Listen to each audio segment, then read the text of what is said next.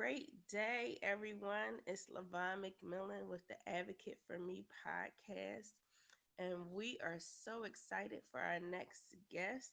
She is all the way from Australia, and I'm going to let her introduce herself to you. Let's welcome Jenny Nechvatal. Great day, Jenny. How are you? I am well, thank you, Lavon. It is 11:47 p.m. here in Australia, so after this it'll be good night for me. But I hope you Yes. enjoy the rest of your day. Oh yes. I was wondering like what was the time frame over there. Yes, it's all good. I'm still awake. That's good. So So a little bit. Sorry, yes, you I was go. about to say, Jenny, just tell us about yourself. Who you Yeah, are, what you do, your family. Like let the audience know who Jenny is. yeah. So I'm a mum of three children, and two of those children have a disability. So obviously, part of our journey with those children is advocating for change. So have always been really passionate about that. And the name of your podcast just caught my eye. And Oh, that's why I thank you. asked if I could come and have a chat. I'm also, my career was in the early childhood sector, and I loved working with children. And of course, a big part of that and what I loved doing was advocating for those children, but also for those families that would sometimes not have those skills themselves or just need that additional help for their families. So, working with those families, I just loved doing. So, I've ended up combining, I guess, family and career and working with people that live with a disability. Um, in Australia, we have something called the NDIS, or the National Disability Insurance Scheme, and that provides funding to people with a disability that so they can access therapies and um, support workers to assist them to getting out into the community and other services like that. So my role is that my clients, I connect them to the services that they want to work with, they choose to work with. And I have also written a book for early childhood educators to help them understand what it's like to receive a diagnosis, how those families might be feeling, and getting that insight into their world and how they can best support them. Because until you live an experience, you don't know what it's like. And being in the early childhood sector, I could see that educators didn't always understand, which, if you don't live it, you don't know it. So I just thought there was a really big gap there. So I wanted to fill that.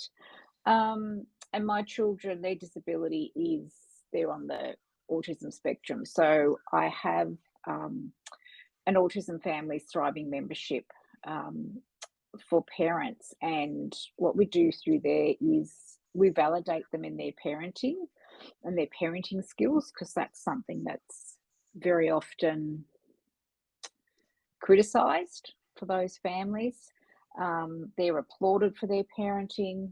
It's a chance to connect with parents that experience the same day to day battles or same experiences, um, learning new strategies, and they get to share their knowledge, because it's so good to know that you can share the knowledge that you've developed and all those little hints and tips. And it's just that way of advocating for other families and our children that are on the spectrum. And it's always just nice to be heard, to have other people, other parents understanding what you're meaning, what you're talking about. So yeah, I guess that sums up where I've come from, what I do, and what I'm moving forward with.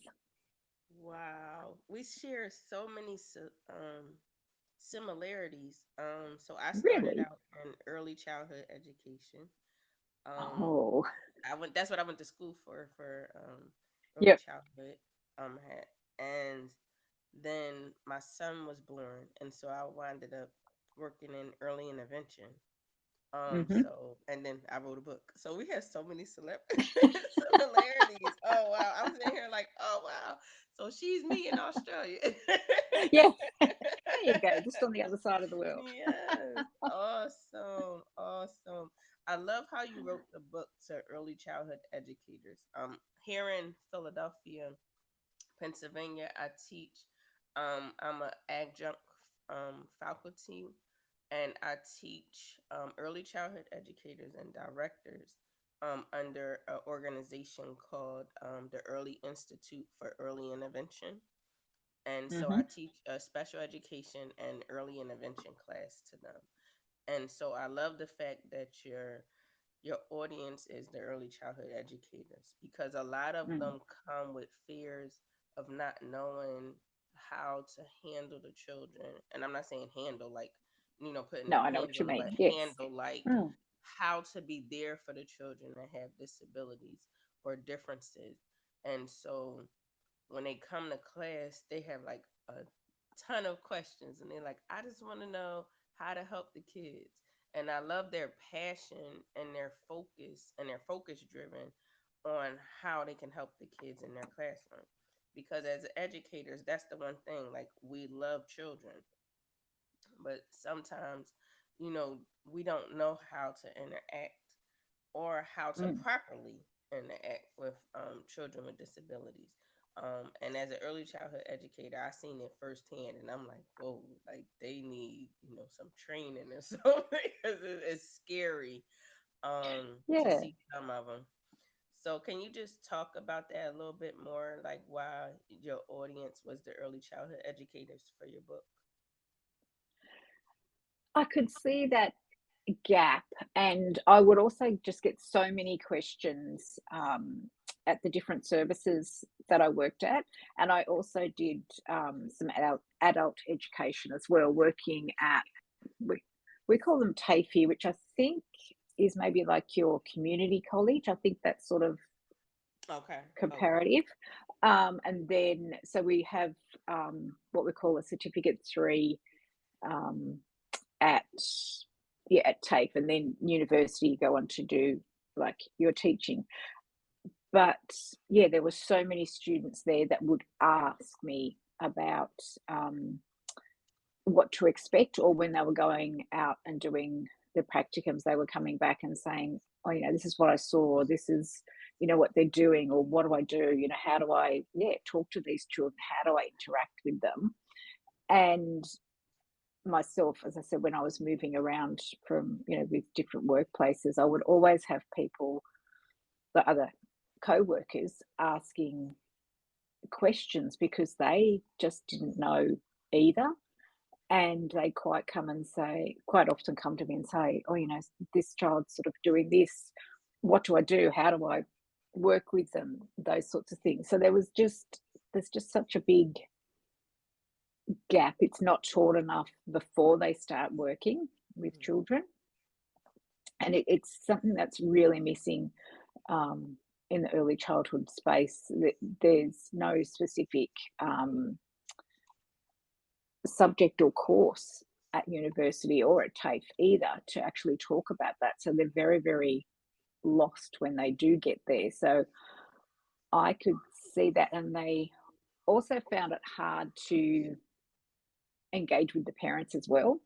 Mm-hmm. So quite a bit of my book is also talking about understanding sometimes why parents don't want to acknowledge there may be a developmental delay, because in that early childhood space you quite often get children that come in that might not be diagnosed, but Mm-hmm. you can see that there are delays, and you're wanting those children to get to that early intervention, because if they can get some early intervention before they go to school, which here in Australia is usually around 5 or 6 years of age, sometimes for some children that little bit of early intervention, whether it's some OT or some speech therapy, that can be enough to sort of catch them up, and they can go to school and sort of blossom from there. But to get some parents to understand, they just don't want to listen and having those hard conversations, I give guidelines on that as well, because it is hard to talk to parents and say, look, we're a bit concerned about your child's development. We think they need to go to speech therapy or, whatever. So I also notice that concern as well about how do they talk to parents, and then I give some guidelines on how to have those hard conversations, because they are hard. Even, I was in the early childhood field for over 30 years, and no matter how long I'd been there, it's always hard to have those conversations with parents, because it's not nice to have to, well, it's difficult to tell somebody that you've got concerns about their child's development. So I guess it was seeing that need, that they didn't understand enough about disability or know enough, just, like general knowledge, I guess, but they didn't know, I guess, how to relate to the parents and just have those hard conversations. Yes, thank you for sharing that. Yeah, it's very different um reading about a disability in a textbook compared to Hmm. actually being in the everyday daily activities of being with that child that has that diagnosis. Thank you for sharing that. And you talked about the parents, and then you're teaching parents parenting skills. So can you just talk about that program a little bit more? I think that's like a win-win. Because when you have children, they don't come with little manuals Oh, or wouldn't it be instructions. wonderful if they did? Oh, Yes. I think Like your if child's we going ever through this. invented one, we'd be millionaires, I tell you. Yes. Um, Yes. and I know when I was, like, before I had children and, sort of being in that early childhood sector, I always said, I'll probably do all the things that, I criticize the parents for. And of course you do, but I guess I was realistic enough to actually admit that. But, and I guess I always felt lucky that I at least had an idea of what children are like. I mean, because I know so many parents become parents and they've never changed a nappy and things like that. And you just think, wow, that'd be really scary. Yeah. But sorry, that's getting a bit off topic. So, Oh no, but that's true. That's true. yeah. So with the membership, it's it was actually interesting. I asked a question the other day in an autism support group, like the local Facebook one here in Wagga where I live, and I asked, what's the, I can't remember how I worded it. I'm going to say the worst thing, which is not how I worded it, but what have people said to you about your child's diagnosis? And quite a few responded with, they were just told that if they disciplined their child properly, they wouldn't have these problems, they wouldn't have these behaviors and things like that. And anybody who works with or has autistic children know that's not the case. So Yes. it's really surprising that in this day and age, and I guess because I'm so absorbed in the autistic world, because my boys are now 21, so we've been parenting autistic children for 21 years. So I guess it just becomes part of your normal life, and you forget that other people don't realize that you need to stay in routine, or you do things in a really weird way because that makes your day work. So um, what we talk about in the membership is having that confidence in your parenting skills and talking about the different strategies that we use, because what I use for my children may not work for someone else, but another member might be able to share what works for her child at dinner time or something like that. So it's building that space where they can share their ideas, they can learn other ideas from other people, and different sensory things that have worked for people, because there are so many sensory options out there now. But sometimes until you've actually heard somebody say something, you don't know about it. So it's just that sharing of information There's also some sections in there um, that the parents can read through on information on different topics. And we just make sure that we connect and support one another, because it is really lonely if you don't have those connections. And I find one thing with autism is, um, that social isolation, Mhm. because you don't get to go and go to all the different things out in your community. I mean, going to the shops can be a nightmare. We just don't take one of our sons to the shops because he just never liked. We didn't never quite sure it's the lights, the noise, or what it was. So you don't just you know go off to the shops on a Saturday afternoon and do what you need to do, and you don't go to community events. Like, we live near a lake, and they'll quite have often have markets or events on the sort of foreshore, but we just don't go to those because they just wouldn't like it. They couldn't cope, too noisy, inappropriate behaviour.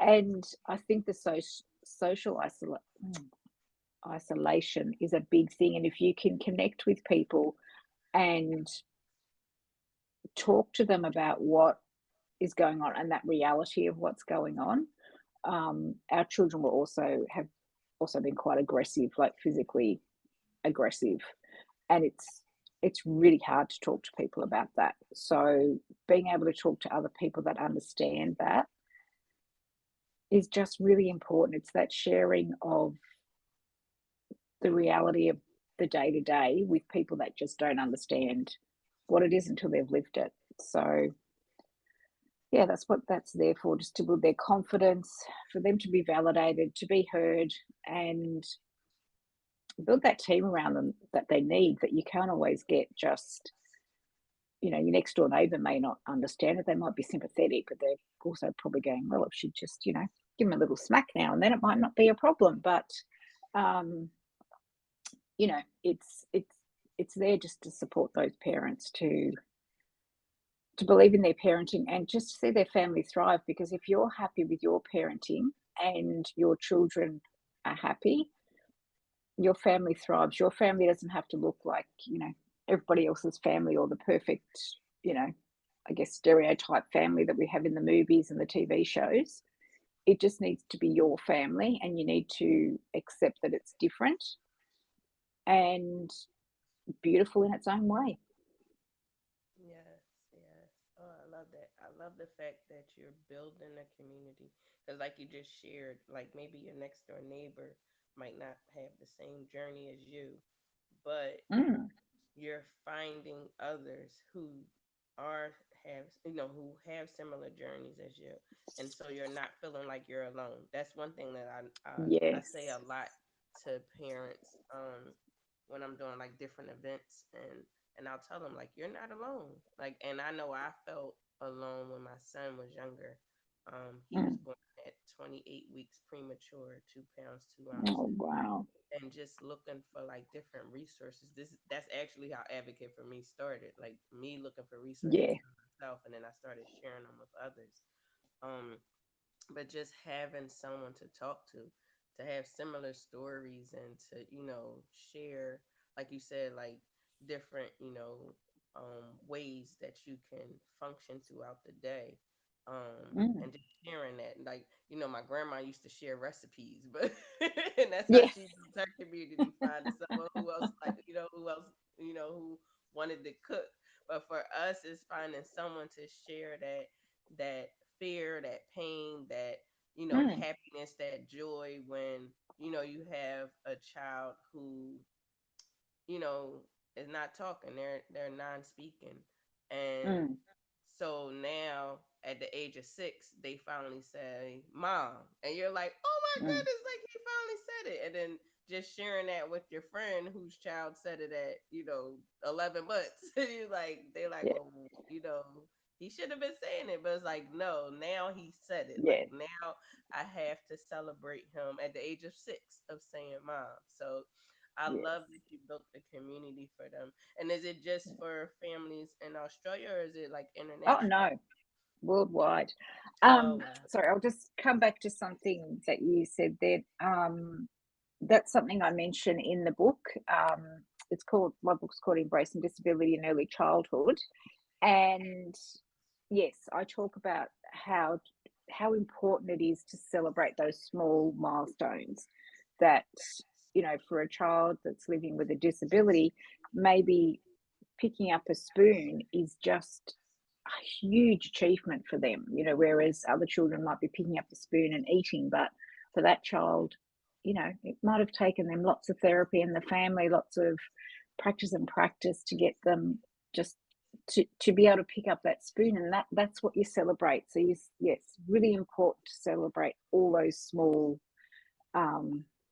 little milestones that and be excited for the parents, like, yeah, because there's nothing worse than hearing all the other children doing things and hearing the educators usually come and pick up your child. Oh, so and so did this today and did that today, and oh, I've got to tell you a funny story today, and you're not getting the same feedback, especially if it's a child who has, some behaviour, some negative behaviours that they show. More often, they're sort of getting a bit of a negative picture at the end of the day. So that was really important.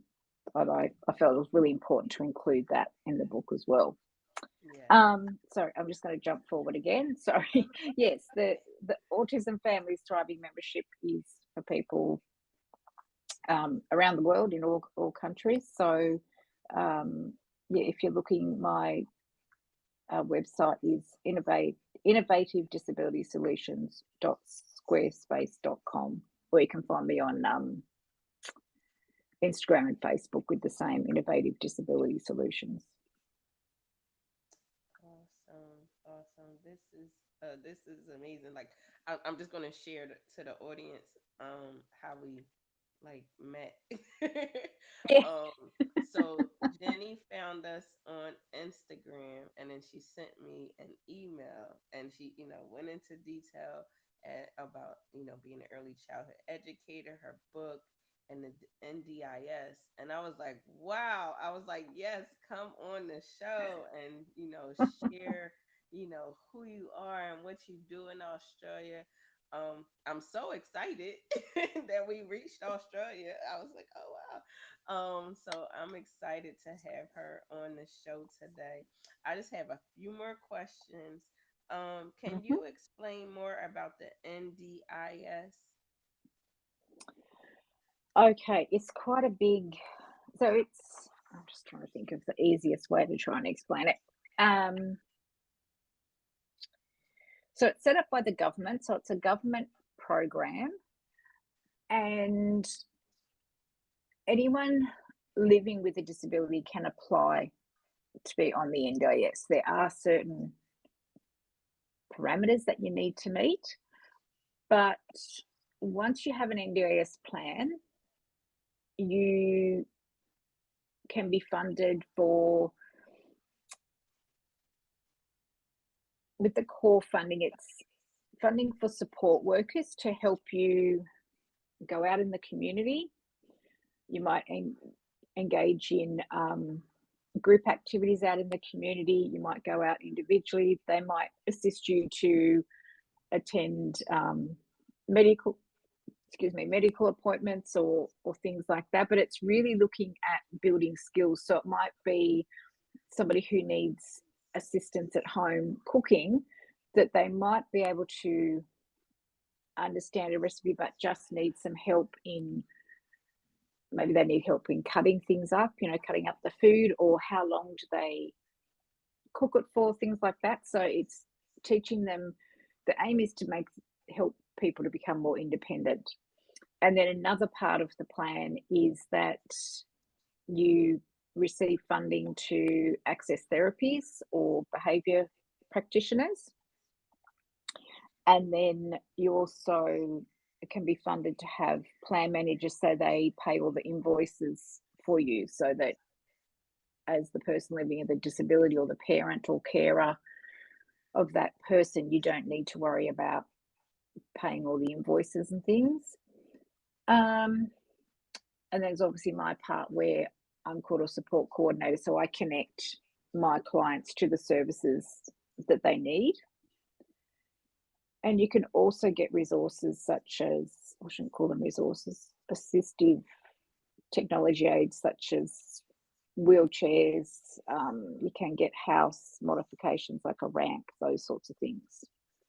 So that's probably a very brief explanation, but yeah, does that make sense? Yes, it does. So that's what I was wondering if the NDIS was similar to what we call here Medicare. So Medicare pick up like all the costs for families, um, if they may have like a disability, um, Mm, and then like they'll pay for, like you were saying, like similar to their, like if they need anything additional added to the house or any equipment, and yeah. then they'll pay for like um what they call here co-pays. So like if we were paying for our medicine and we had like personally we had to pay like $20. Sometimes if a parent not parent but if a person has a disability or a medical condition, then Medicare pick up that copay, so won't have to come out of the Mm, family's pocket. So that's what I was wondering, if it was similar to mm. our It Medicare, and does it sound definitely similar. is. Yeah, yeah. Mm. So thank you for sharing that information. Um, so for the book, I know you said that you felt like it was a gap between like the early childhood educators knowing exactly how to work with families, and so that was your reason for writing the book. Um, so, what year did the book come out? And then, if you have any feedback from any early childhood educators who have read the book, if you can Hmm. share that with us. It only just came out this year, so Okay. in February, and the feedback has been good, and it's been really interesting because some friends who read it, they were also in more of the primary school, so like school sort of area, Mm-hmm. and they found it really interesting to listen to that parent perspective and realize that that might be why they have trouble talking, or some of their parents, they felt their parents weren't listening to their concerns. So they found that really interesting, that, and thought about how they could change how they would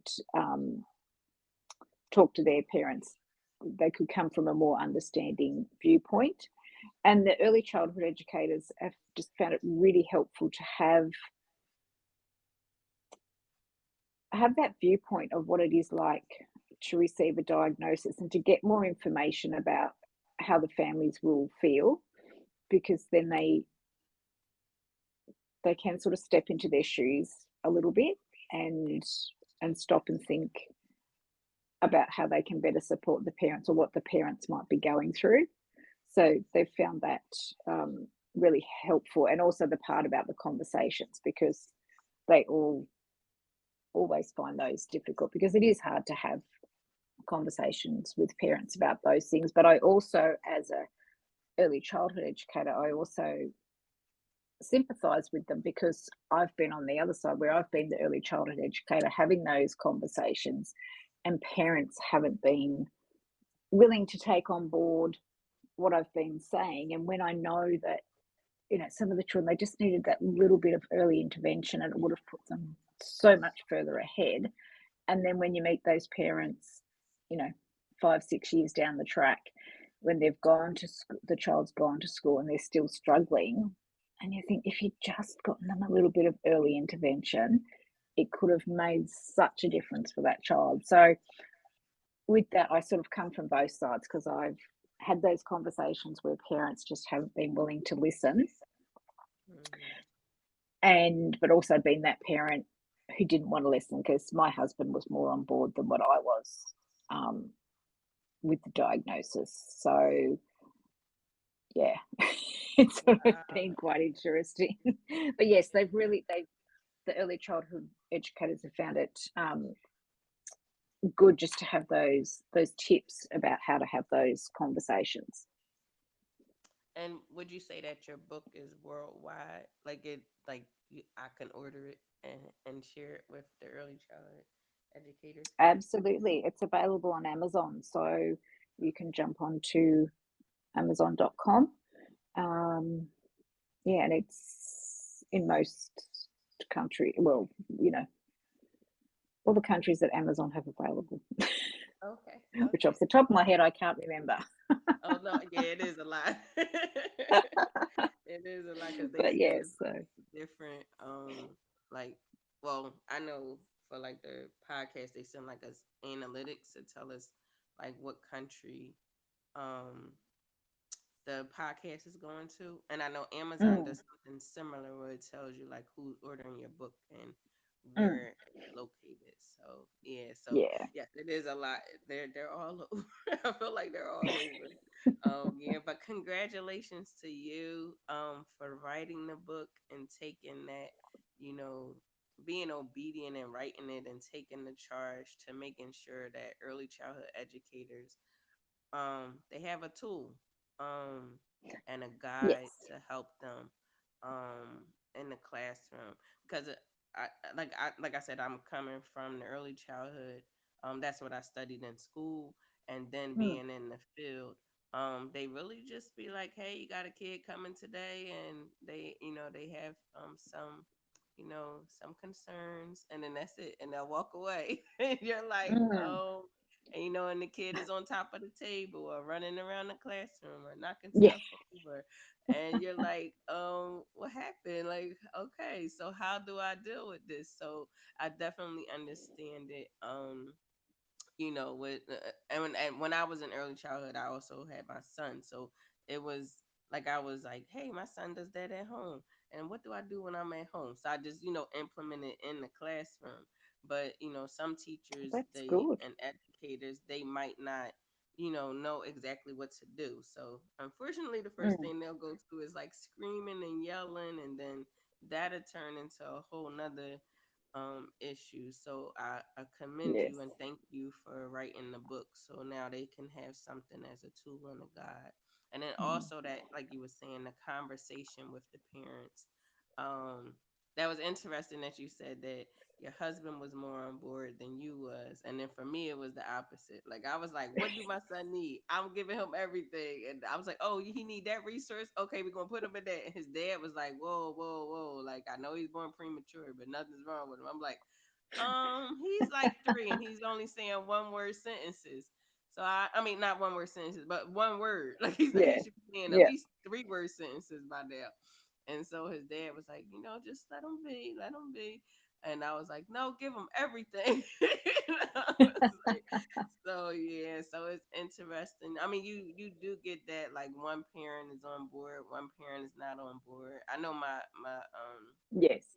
ex, his family was just like, oh well, he'll talk, and so and so, one of my cousins didn't talk until he was Mm, 6. And I'm like, yeah, but did he get early intervention? They're like, no, we just, kept him in the house. And I'm like, no. I'm like, y'all could have gave him early intervention. Like, I'm like, my son is getting everything. And so Jordan did receive early intervention. So he was 5. They aged him out. And then he was getting ready to go to school. But they was like, he should be okay. He's compared to his peers of his age, he's doing everything that they should be doing. So they closed them out, and then just recently when the during the pandemic, he was diagnosed with ADHD. hmm. So we're in a different journey. But Yes. his ADHD is more of like the I forgot to turn in my homework and organizational skills, and so we're working on that because he'll be.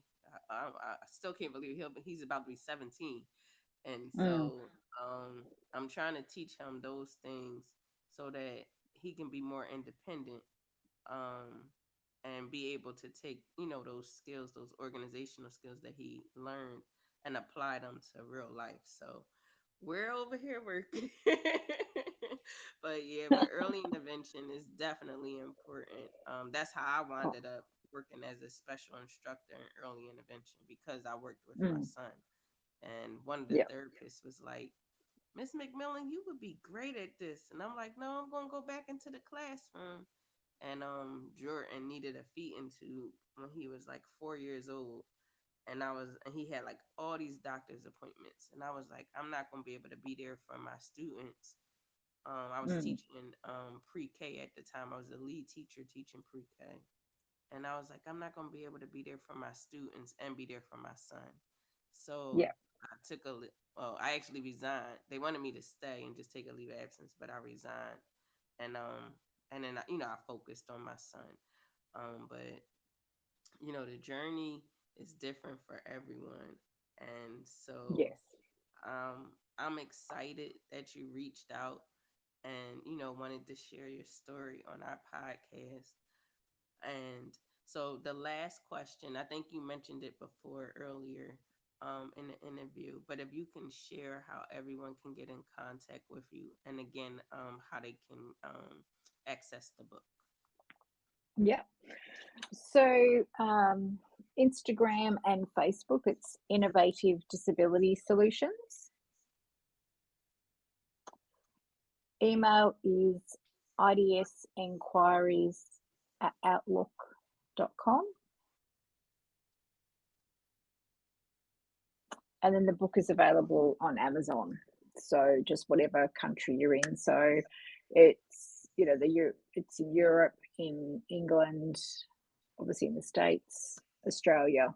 So picking the closest country to you. And also something with the book is the chapters are quite short, and I did that so that I wanted it to be something that was easy to pick up and read, and that everybody could read and get something out of it. So I know when I was a director in services that sometimes, if you had to hand staff, a great big thick textbook, you knew they were Mhm. never going to read it. So I wanted it to be something that everybody, if they had English as a second language, or if, reading wasn't one of their strengths, something that any educator could pick up and read. It might be, oh, I've got that conversation with, so and so's mum. I'll read through that that hard conversations chapter, things like that. So you could pick it up, put it down. Um, yeah, nice and easy to read, but lots of practical ideas as well. And I just thought that's really important because we're so time poor in the Yeah. early childhood services that, yeah, and it's something important that everybody needs to be able to learn about, not just teachers and things like that. It's everybody within the service. So it is, yeah, nice, easy, short chapters to read and practical. Awesome. Thank you so much, Jenny, for coming on and sharing your journey with us. Um, I'm I'm I'm I'm gonna send like create the flyer Mm-hmm. and everything so that everyone can follow you. And we'll post it on our Instagram as well. But so is there one final quote or something that you want to leave the audience um, with us today on our episode? Ooh, I think it's enjoy your family's journey. Every family is unique, and enjoy what you have. I like that. I like that. Because those day to Good, because you days, put me on the spot there. but that was a good one. Those day to days, they come sometimes like make you feel like you have a weight on your shoulders. Mm-hmm. Um, but I always I share something similar to my families that before you walked into the doctor's office and they gave you that diagnosis, you were loving on your child. Like you loved your child, you enjoyed, Mm-hmm. experiences with your child. And so when you walk out with the diagnosis, you still love your child. You still enjoy those moments. Absolutely. The only difference is now you have um now you can go look for resources and skills and apply those things to the daily activities so that your day can go smoother. um Yes. where before you didn't know and you just like, why is my son on top of the kitchen table? But now Yes. you know, like he's having a, sensory overload, so now you can apply Mm. those, those techniques and those skills so that he's not on top of the kitchen table. Now he can go to the playground and get those and climb the monkey bars or climb, do rock climbing so that he can get that sensory input out. So Yes. definitely thank you for coming on. I hope we can have you on again in the future. And I'm sitting here thinking of like so many things that me and you can collaborate on. So I will be in touch. Good. I definitely will be in touch. So again, thank you for being obedient and reaching out to me. I love your story, your journey of, how you pretty much like the title of our podcast, Advocate for Me.